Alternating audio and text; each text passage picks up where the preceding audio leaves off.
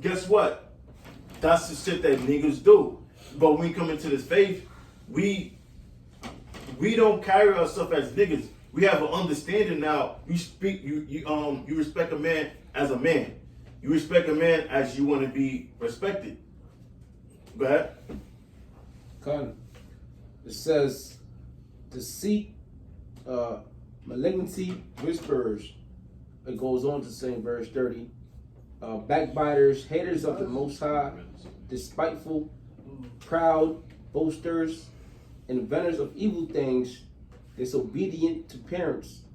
Mm-hmm. And you know what came to my mind? Excuse me. Yeah. Disobedient to parents.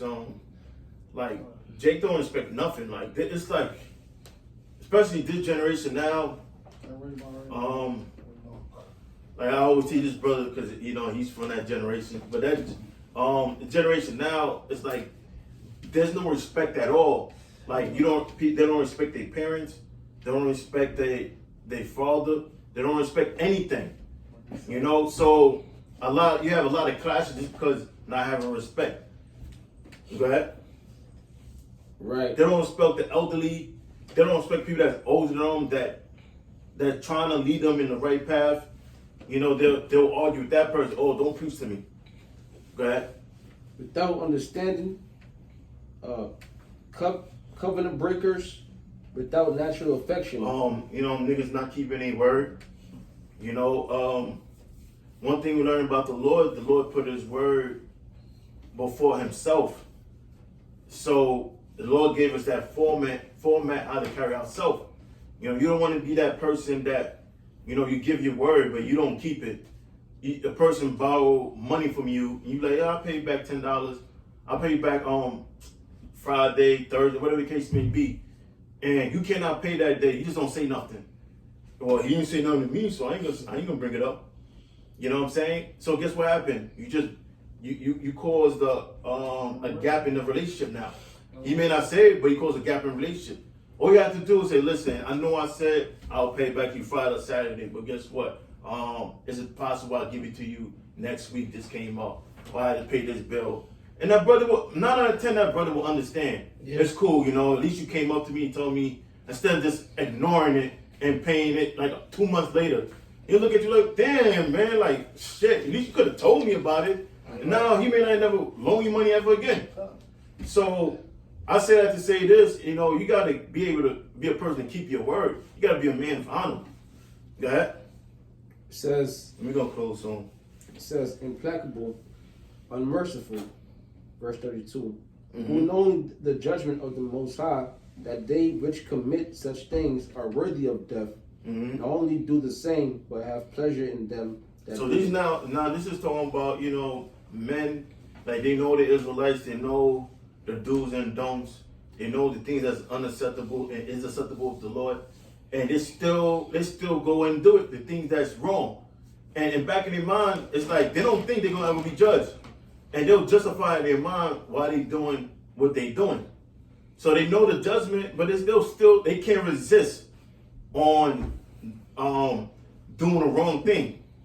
Just like a case in point, Judas Iscariot. He couldn't resist because that was his lot. That's it on that? Yeah.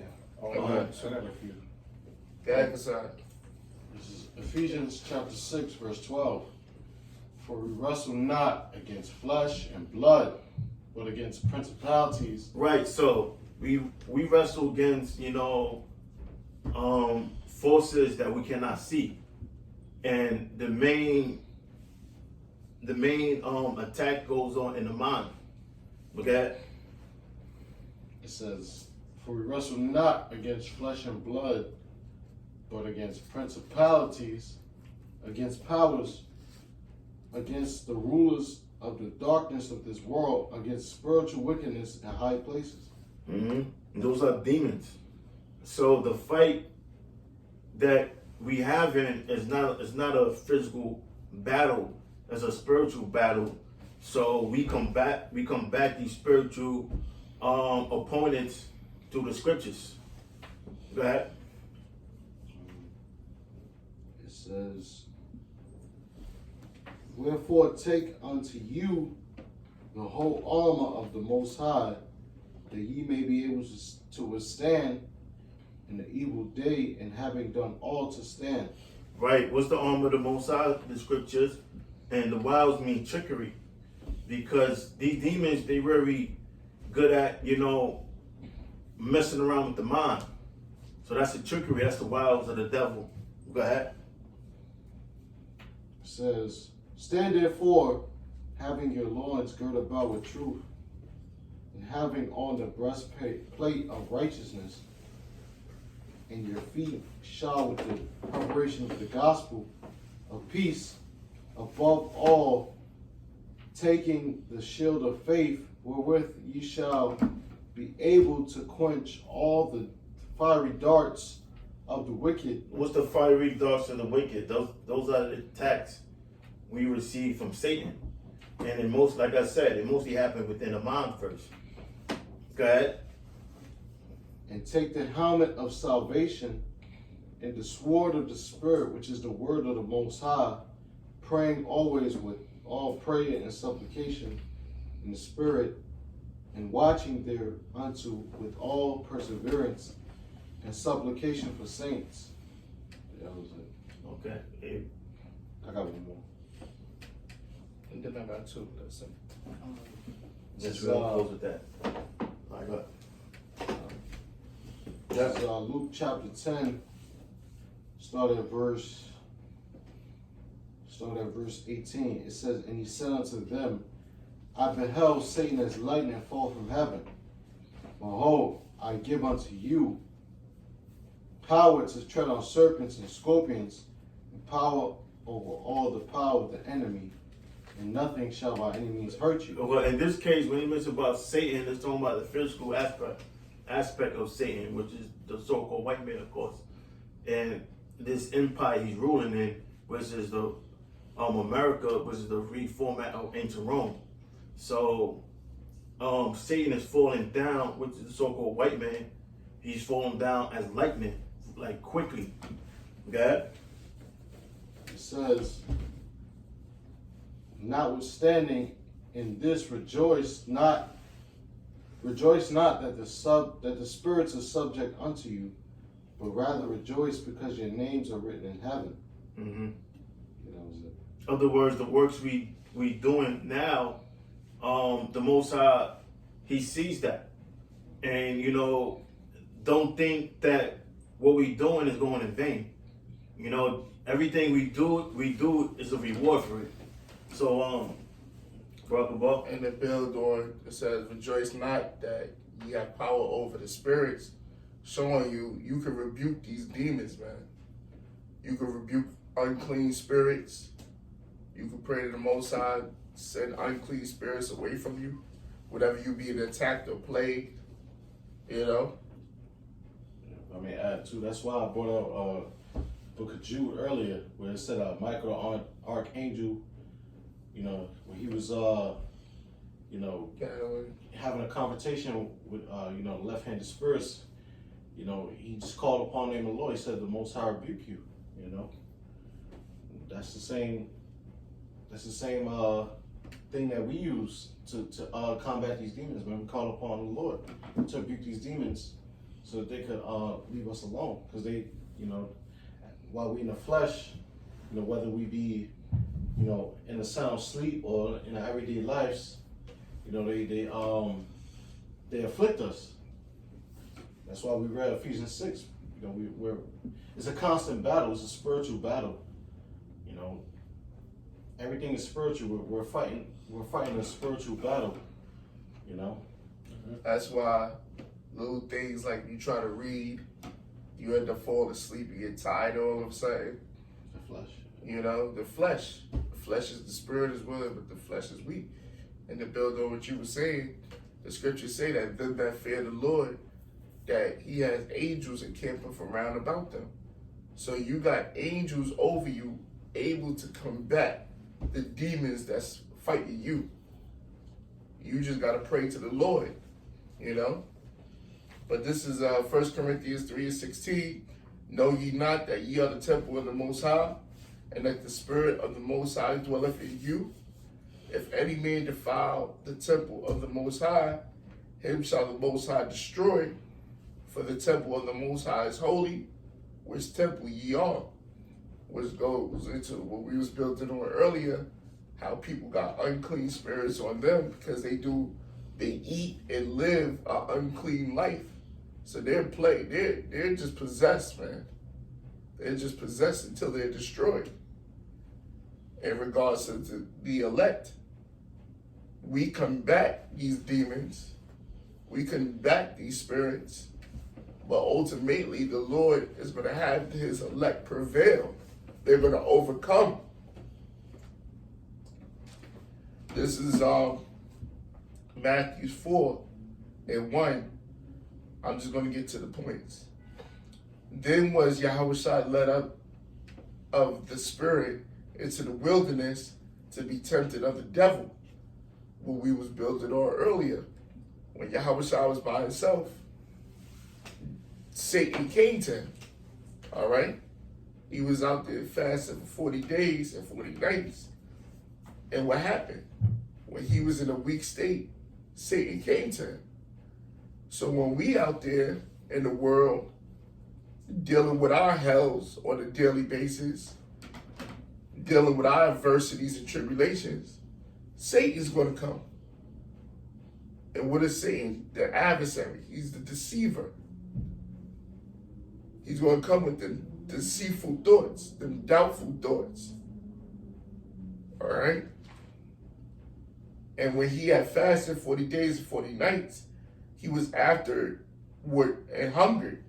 And the tempter came to him. He said, if thou be the Son of the Most High, command these stones to be made bread. But he answered and said, it was written, man shall not live off of bread alone, but every word that proceedeth out of the mouth of the Most High. So what did the Satan do? He tried to deceive him.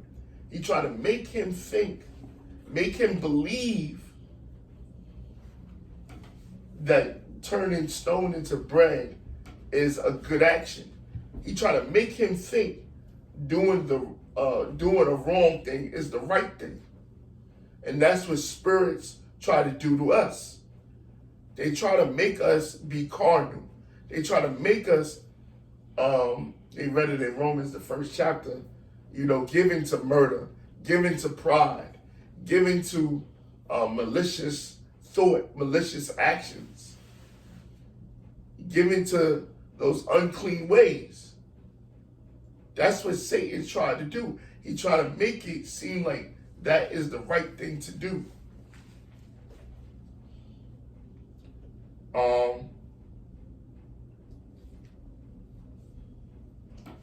Verse 8, I'm just getting the points. And again, the devil take him up into a cedar high mountain and shew him all kingdoms of the world and the glory of them, and saith unto him, all these things will I give thee if thou wilt fall down and worship me. Then said Yahushua unto him, get thee hence, Satan, for it is written, thou shalt worship the Lord thy power, and him only shalt thou serve. Then the devil leaveth him, and behold, the angels came and ministered unto him. All right? So we got to rebuke the tempter, man. We got to rebuke the adversary. We got to rebuke the demons, the deceitful spirits. We got to rebuke that weak nature. We got to rebuke that mortal man. We got to rebuke it, man. And we know it's easier said than done. We in the flesh as well. We bump our heads as well. But that's the condition of the battle. You got to rebuke these unclean spirits, man. The unclean spirit of doubt, the spirit of pride, spirit of being puffed up, respect of persons. We got to rebuke all these spirits, man. And it says, then the devil leaveth him, and behold, the angels came and ministered unto him. So what happened after Yahushua did the right thing? He trusted in the Lord. He put his trust in the Lord. He put his mind frame. You know what? I ain't going to give in to these feelings. I ain't going to give in to what Satan's trying to tell me to do. I'm going to lean upon the Lord. I'm going to trust in the Lord. I'm going to trust in what the scriptures say, not what I'm feeling. And the angels came and ministered onto him after that. So after he went through his battle, the Most High sent angels to build him up, to strengthen him. Pretty much that's it. Any closing words, anybody? Anybody? So, just gonna say, you know, everything we're going through is a spiritual battle, and it's the flesh versus the left-hand side. And we pray that, you know, we overcome the flesh, and when these events take place on the earth, that we be found worthy to Yahweh, Ba'ashem Yahushua. So with that, we're gonna close. We're gonna say, all praises and glory to Yahweh, Ba'ashem Yahushua, Ba'ashem Yahushua. Shalom. Shalom.